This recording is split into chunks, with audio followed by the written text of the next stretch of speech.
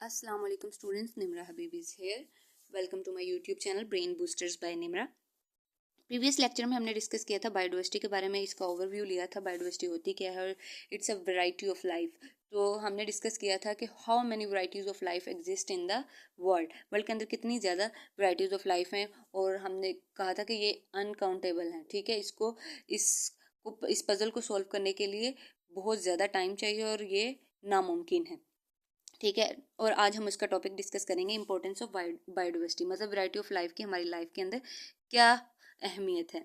अब देखिए importance of biodiversity के अंदर direct economic value humans depend on plants, मतलब कि इकोनॉमिक वैल्यू के मुताबिक इंसान जो है वो टोटली प्लांट्स के ऊपर डिपेंड करते हैं, डायरेक्टली या इनडायरेक्टली ये प्लांट्स के ऊपर डिपेंड करते ही करते हैं। अब जो प्लांट्स हैं वो एनिमल्स को खुराक देते हैं। ठीक है, लाइक सबसे पहले हम खाने पीने की अशिया वो हमें प्लांट से चाहिए होती है। क्लॉथिंग, अब हमारे जो कपड़े हम पहनते हैं वो कॉटन से बनते हैं। ठीक है, अब कॉटन कहाँ पे उगती है? प्लांट्स के ऊपर। पहली बात, फिर उसके बाद इसका इंडस्ट्रियलाइजेशन के साथ भी इसका बहुत गहरा ताल्लुक है। अब जो कॉटन के प्लांट्स हैं इसको प्लग किया जाता है, प्लग करने के बाद क्या इसको इंडस्ट्री के अंदर लाया जाता है, इंडस्ट्री के अंदर कपड़े वगैरह की तैयारी की जाती है और वो हम पहनते हैं। ठीक है, एनर्जी की ज़रूरत होती है, जैसे कि फूड प्रोडक्शन के लिए पौधे जो हैं सूरज की रोशनी से हासिल करते हैं। फिर उसके बाद हमारी मेडिसिन वगैरह की ज़रूरियात को पूरा करने के लिए भी हम दरख्तों से पौधों से लेते हैं। डिफरेंट जड़ी बूटियों का इस्तेमाल किया जाता है और दरख्तों की लकड़ियों को यूज़ करके हम अपनी पनाहगाहें बनाते हैं, शेल्टर हाउसेज बनाते हैं और घर वगैरह बनाते हैं। फिर उसके बाद इनडायरेक्ट इकोनॉमिक वैल्यू के अंदर आ जाता है, ये हमें एक हेल्दी बायोस्फीयर प्रोवाइड करता है। जो इंसान many humans and other organism की जो बहुत सारी सर्विसेज हैं, लाइक ऑक्सीजन है, सेफ ड्रिंकिंग वाटर है, ये सब कहाँ से आता है? पौधों से ही हासिल होता है। अगर पौधे ना हो तो इंसान ऑक्सीजन कहाँ से ले, क्योंकि ऑक्सीजन की एक बहुत बड़ी मिकदार जो है वो पौधे फराहम कर रहे हैं।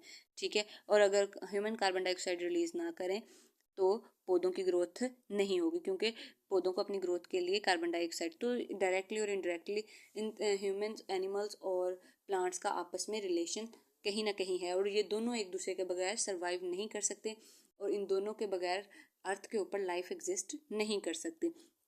Aesthetic and scientific values, some things are just beautiful और इंटरेस्टिंग टू स्टडी। कुछ मतलब बायोडाइवर्सिटी के अंदर कुछ ऐसी अशियाँ हैं, कुछ ऐसी चीज़ें हैं जो कि सिर्फ ब्यूटी के लिए स्टडी की जा सकती हैं। जैसे कि कुछ माउंटेन है, कुछ ऐसी प्लेसेस हैं जो हमारे लिए मतलब हमारी ज़रूरत में नहीं आती। ठीक है, कुछ बड़े बड़े पहाड़ हैं, वो क्या करते हैं? हमारी लाइफ की खूबसूरती को इन्हांस करते हैं। तो इसीलिए कुछ चीज़ों को स्टडी करने के लिए सिर्फ उसकी इंटरेस्टिंग और ब्यूटीफुल वैल्यूज़ को ही देखा जाता है। नेक्स्ट है, ये देखें, आप एग्जांपल ले लें हनी बी की। ठीक है, ये क्या करती है? फूलों से क्या करती है? रस चूसती है और हम बदले में क्या देती है? हमें हनी प्रोवाइड करती है, शहद, जो कि हमारी सेहत के लिए बहुत ज़्यादा इफेक्टिव है, बहुत ज़्यादा फ़ायदेमंद है। तो इसीलिए अब हुआ ना प्लांट्स का और एनिमल्स का आपस में रिलेशन और ह्यूमंस का। ठीक है, अब इनडायरेक्टली हम क्या कर रहे हैं? प्लांट को हनी के थ्रू भी ले रहे हैं। नेक्स्ट, इम्पोर्टेंस ऑफ इकोसिस्टम, मतलब बायोडाइवर्सिटी का हमारे इकोसिस्टम के साथ क्या क्या किरदार है और ये हमारे लिए कैसे फ़ायदेमंद साबित हो सकता है। मतलब हमारी कम्युनिटी के अंदर जो हमारा फिजिकल इन्वायरमेंट है, इसका और लिविंग ऑर्गेनिज्म का क्या इंट्रैक्शन, क्या रिलेशन है आपस के अंदर। ठीक है, और इन दोनों बायोडाइवर्सिटी और जो फिजिकल इन्वायरमेंट है और इसका और ह्यूमंस का या एनिमल्स का जो इंटरेक्शन है आपस के अंदर, उसको हम क्या कहते हैं? इकोसिस्टम। जैसे कि एक पॉन्ड है, उसके अंदर क्या होता है? वाटर पाया जाता है, और पॉन्ड के अंदर फिर डिफरेंट वैराइटीज ऑफ फिशेस भी होती हैं। फिशेस क्या होती हैं? वो उसकी जो ग्रोथ हो रही होती है पॉन्ड के अंदर हो रही होती है। ठीक है, वहाँ से वो मिनरल्स लेती हैं, उनको खुराक मिलती है, पानी लेती हैं। ठीक है, फिर उनकी ग्रोथ हो जाती है। जैसे वो बड़े हो जाते हैं तो हम उनको अपनी खुराक के लिए इस्तेमाल करते हैं। तो ये जो पॉन्ड के अंदर उसका जो रिलेशन है और आपस में, तो वो क्या है? एक बायोडाइवर्सिटी की एग्जाम्पल है। तो ये हमारी खुराक को भी पूरा कर रहा है। तो डायरेक्टली इनडायरेक्टली हमारा पानी का और फिशेस का आपस में एक रिलेशन हो गया, इकोसिस्टम हो गया, जो कि हमारे लिए बहुत फ़ायदेमंद साबित है। फिर फॉरेस्ट के अंदर, जंगलात के अंदर हम क्या करते हैं? हमारी खुराक के लिए भी बहुत ज़रूरी है, वहाँ से जड़ी बूटियाँ लेके हम अद्वियात भी बना सकते हैं। फिर उसके बाद हमारी खुराक की ज़रूरत को भी पूरा कर सकते हैं। फिर डिकेइंग लॉग, इसका जो डिकेइंग मैटर है, जैसे कि डिकेइंग लॉग इसके अंदर आ जाता है। अगर बिलफर्ज कोई जानवर वगैरह की डेथ हो जाती है तो फिर उसका जो गोश्त होता है फिर उसको ना ज़मीन के अंदर दबा दिया जाता है। जब दबा दिया जाता है तो उसके जो न्यूट्रिएंट्स हैं वो हमारी ज़मीन के अंदर शामिल हो जाते हैं, जो कि पौधों की ग्रोथ के लिए बहुत ज़्यादा हेल्पफुल होते हैं। फिर कोरल रीफ इन्वायरमेंट आ जाता है, फिर ग्रासलैंड इकोसिस्टम आ जाता है जो कि हमारी बायोडाइवर्सिटी के अंदर बहुत इंपॉर्टेंट रोल अदा करता है हमारी। अब ग्रासलैंड इकोसिस्टम के ऊपर क्या होता है, ग्रास उगती है, फिर वहाँ पे एनिमल्स जो हैं वो चरते हैं, ग्रेजिंग करते हैं और एनिमल्स की ग्रोथ होती है और एनिमल से हम मीट हासिल करते हैं।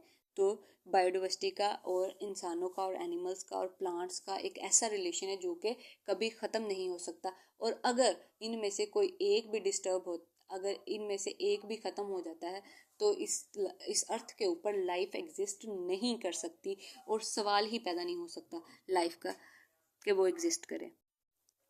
फिर उसके बाद living organism and living organism के इंट्रैक्शंस, ठीक है। फूड प्रीडेटर्स आ जाते हैं। फूड प्रीडेटर्स किसे कहते हैं, मतलब कि लिविंग ऑर्गेनिज्म ही लिविंग ऑर्गेनिज्म को खाते हैं। इसकी मैं एक चेन आपको बताती हूँ। लाइक माउस है, वो ग्रास के ऊपर फीड करता है, ठीक है, ग्रास खा लेता है। फिर उसके बाद एक कैट आ जाती है। कैट क्या है, वो माउस को खा के अपनी फूड रिक्वायरमेंट को पूरा करती है। फिर उसके बाद कैट को डॉग खा लेता है, डॉग को फिर लाइन खा लेता है। इसी तरह ये एक साइकिल चलता रहता है और डायरेक्टली इनडायरेक्टली एनिमल्स के साथ प्लांट का रिलेशन फिर से आ गया। तो इसी तरह एनिमल्स ने इनडायरेक्टली प्लांट भी साथ में लिया। फिर इसके बाद रिप्रोडक्शन आ जाती है। मतलब कुछ ऐसे प्लांट्स होते हैं उनकी रिप्रोडक्शन क्या हो जाती है, स्प्रेडिंग या डिस्पर्सल ऑफ सीड्स की वजह से होती है। अब बिलफर्स किसी पौधे से उसके सीड्स जो है ना वो नीचे झड़ जाते हैं, वो नीचे गिर जाते हैं, स्प्रेड हो जाते हैं। अब क्या होता है, कोई हवा चलती है या बारिश आती है, उसकी वजह से जो सीड्स हैं वो फ्लो करके एक दूसरी सोइल के ऊपर चले जाते हैं, तो वो वहाँ पे उसकी ग्रोथ होना, प्लांट्स की ग्रोथ होना स्टार्ट हो जाती है। फिर नेक्स्ट आ जाता है security plants live on other plant epiphytes. अब क्या करते हैं, कुछ प्लांट्स हैं उनको उनकी ज़रूरियात को या उनको बचाने के लिए हमें दूसरे ऑर्गेनिजम्स की हेल्प करनी पड़ती है। जैसा कि एग्जांपल है aphid attack on walnut tree. मतलब एक जो तेला है वो एक वॉलनट ट्री के ऊपर हमला कर देता है, तो वो अपने उसके ऊपर ना अपने अंडे दे देता है। अब इसको ख़त्म करने के लिए हमें क्या करना पड़ता है, वास्प को उसके ऊपर छोड़ना पड़ता है। एक वास्प जो है उसको एक लिविंग ऑर्गेनिज्म है, ठीक है, जो कि एफिड को खा लेगा। अब वास्प क्या करेगा, एफिड ने जो अंडे दिए हुए हैं उसके ऊपर जाके अंडे दे देगा। उसके जो लार्वा है वो जल्दी ग्रो कर जाते हैं और उसके जो लार्वा ग्रो करेंगे ना तो वो जो एफिड के अंडे हैं ना उसको खा जाएंगे। तो वो तेला जो है उसका सफाया हो जाएगा हमारे वॉलनट के ट्री के ऊपर से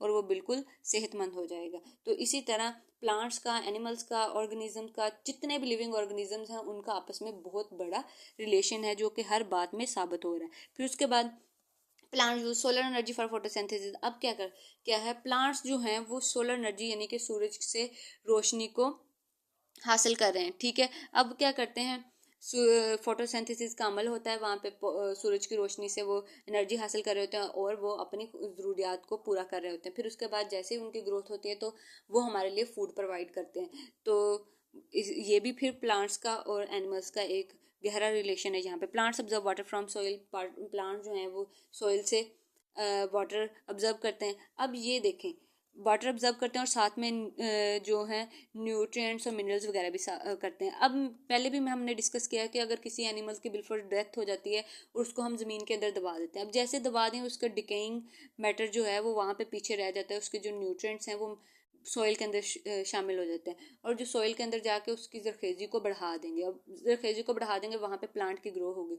जब प्लांट्स की ग्रोथ होगी तो वो क्या होगा, वो न्यूट्रिएंट्स जो हैं एनिमल्स के वो उसके अंदर शामिल हो जाएंगे। जैसे वो शामिल होंगे तो उसकी ग्रोथ में इजाफा होगा। तो इसी तरह उधर से सूरज की रोशनी लेंगे, फिर वाटर ऑब्जर्व करेंगे तो वो हमारी खुराक तैयार करें, उसी खुराक को फिर हम दोबारा ले लें। तो ये साइकिल ऐसे ही चलता रहता है। फिर उसके बाद एटमॉस्फेरिक ऑक्सीजन, रेस्पिरेशन के लिए, जैसे हमें ज़िंदा रहने के लिए ऑक्सीजन की ज़रूरत होती है, ठीक है। जब हम सांस लेते हैं तो इनहेलेशन और एक्सहेलेशन का प्रोसेस होता है। हम सांस लेते हैं ना तो इनहेलेशन के तौर पर हम ऑक्सीजन को अंदर ले जाते हैं, फिर उसके बाद एक्सहेल करते हैं, कार्बन डाइऑक्साइड को बाहर निकाल देते हैं। हमें ज़िंदा रहने के लिए ऑक्सीजन की ज़रूरत है जो कि हमें पौधों से हासिल होती है, प्लांट से हासिल होती है, और प्लांट्स को ज़िंदा रहने के लिए कार्बन डाइऑक्साइड की ज़रूरत होती है जो कि हम अपने मुंह से बाहर निकालते हैं, कार्बन डाइऑक्साइड को रिलीज़ करते हैं। अगर इन दोनों में से दोनों प्रोसेसेस ना हो, लाइक ऑक्सीजन और कार्बन डाइऑक्साइड का अंदर ले जाना और बाहर लेके आना ना हो, तो इन दोनों में से एक भी चीज़ एग्जिस्ट इस लाइफ के अंदर नहीं कर सकती, ठीक है। इसी तरह plants release oxygen to the atmosphere as a result of photosynthesis. जैसे वो फोटोसिंथेसिस करते हैं और एटमॉस्फेयर के अंदर ऑक्सीजन रिलीज कर देते हैं और उस ऑक्सीजन को ह्यूमन जो है वो कंज्यूम कर लेते हैं और कार्बन डाइऑक्साइड को रिलीज कर देते हैं। जो कार्बन डाइऑक्साइड हमने रिलीज की है उसको वो बाहर निकाल देते, वो पौधे ऑब्जर्व कर लेते हैं। नेक्स्ट इकोसिस्टम्स, कौन कौन से इकोसिस्टम है? नेचुरल इकोसिस्टम है जिसके अंदर एक्वेटिक लाइफ आ जाती है। एक्वेटिक लाइफ के अंदर आ जाता है फ्रेश वाटर, मैरीन वाटर और ब्रैकिश वाटर। ठीक है, फ्रेश वाटर साफ पानी जो कि हमारी नदियों, झीलों और नालों वगैरह में होता है। मैरीन वाटर ये हमारा समुद्री पानी है, ये साफ नहीं होता लेकिन इसके अंदर बहुत ज़्यादा सॉल्ट की मिकदार पाई जाती है। फिर उसके बाद आ जाता है ब्रैकिश वाटर, ये गदरा पानी होता है, इसके अंदर मिट्टी की मिकदार भी साथ में शामिल होती है और ये नेचुरल इकोसिस्टम है। ठीक है, जो कि कुदरती तौर पर पाया जाता है। फिर उसके बाद टेरेस्ट्राइल इकोसिस्टम, ये हमारे फॉरेस्ट्स आ जाते हैं, हमारे जंगलात आ जाते हैं, हमारी ग्रासलैंड्स आ जाती हैं। ठीक है, और उसके बाद man made ecosystem. Man made ecosystem कौन से होते हैं? एग्रीकल्चर इकोसिस्टम, जैसा कि हमने फार्म बनाए होते हैं, हमने खुद फसलें उगाई होती हैं। ठीक है, जो फॉरेस्ट और ग्रासलैंड है वो कुदरती तौर पर पहले ही इस दुनिया में मौजूद थे, लेकिन उसके बाद जो हमने अपनी कपास की इंडस्ट्री लगाए, हमने गंदम, चावल, ये चीज़ें हम खाते हैं ना, तो ये कहाँ से हासिल होती हैं? हमें पौधों से हासिल होती हैं। ठीक है, फिर उसके बाद इंडस्ट्रियल इकोसिस्टम, इस इंडस्ट्री के अंदर आप लगा लें कपड़े बनाने की इंडस्ट्री, टैनरीज इंडस्ट्रीज, चमड़ा वगैरह। चमड़ा कहाँ किससे बनता है? ये जानवरों की खाल वगैरह से भी बन जाता है। ठीक है, भेड़ की खाल से हम ऊनी कपड़े बनाते हैं। इसी तरह हमने ये फिर उसके बाद एग्रीकल्चर इंडस्ट्री के अंदर कपास वगैरह लगाई, फिर उससे कपास को प्लग किया और हमने अपना क्या किया, उसको अपने कपड़े बनाए। ठीक है, फिर उसके बाद ये किसके अंदर बने? इंडस्ट्री के अंदर बने। फिर उसके बाद इन सारी चीज़ों को कौन सेटल कर रहा है? ह्यूमन कर रहा है। तो अब प्लांट्स का, एनिमल्स का और ह्यूमंस का आपस में, ये चाहे वो मैन मेड हो चाहे वो नेचुरल हो, इनका आपस में गहरा रिलेशन है। ठीक है, और ये तीनों ये जितनी भी लिविंग ऑर्गेनिज्म है सब मिलके ना किसी तौर पर, किसी ना किसी वे से हर एक को फायदा पहुंचा रहे हैं। नेक्स्ट आ जाते हैं नेचुरल इक्वेटिक सिस्टम के अंदर रिवर्स आ जाते हैं। रिवर्स के अंदर पीने का साफ पानी है जिसको हम पी भी सकते हैं। फिर उसके बाद एस्ट्रीज आ जाती हैं, लेगून्स, रिवराइन इन्वायरमेंट, आइलैंड, फिर उसके बाद ओशंस, वेटलैंड्स, ये सारी चीज़ें इक्वेटिक नेचुरल इकोसिस्टम्स के अंदर आ जाती हैं।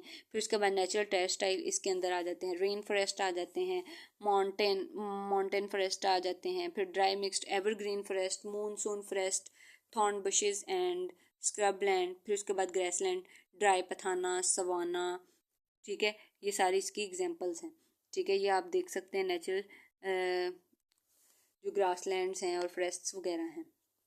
नेक्स्ट आ जाते हैं मैन मेड इकोसिस्टम, इसके अंदर आ जाते हैं ये जो हमने बनाई होती हैं पार्क्स वगैरह, नेशनल पार्क्स वगैरह होती हैं और एग्रीकल्चर इकोसिस्टम बनाए होते हैं, ये सारी हम और इंडस्ट्रीज लगाई होती हैं, ये सारी मैन मेड हैं। ठीक है, okay students, it's all about our today's lecture. If you have any question you can ask me in a comment section. हमारी वीडियो को लाइक करें, शेयर करें, सब्सक्राइब करें और अपने दूसरे क्लास वालों के साथ इसको लाजमी शेयर करें। और इसी तरह हमारे इंटरेस्टिंग लेक्चर को हासिल करने के लिए हमारे बेल आइकन को प्रेस करें ताकि आपको रोज़ आने वाला लेक्चर मिले। अल्लाह हाफिज़ स्टूडेंट्स।